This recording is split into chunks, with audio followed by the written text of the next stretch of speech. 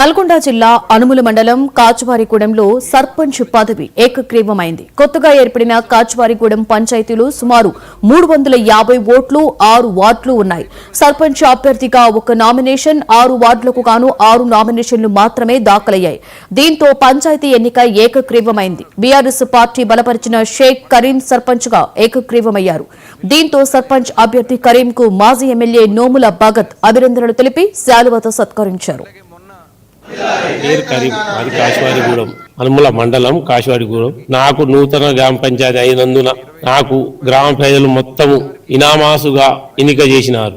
అది కేసీఆర్ వల్లనే మనకు కొత్త గ్రామ పంచాయతీ అయినందుకు అందరం కూర్చొని కొత్త గ్రామ పంచాయతీ చేయగలిగినాం. ఈ సహకారం మొత్తం కేసీఆర్ది.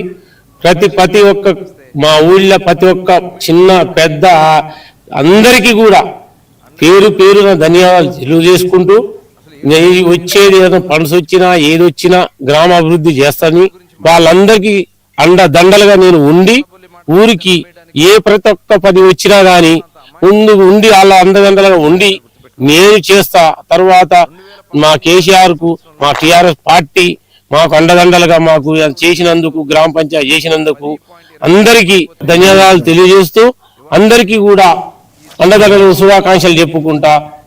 జై తెలంగాణ.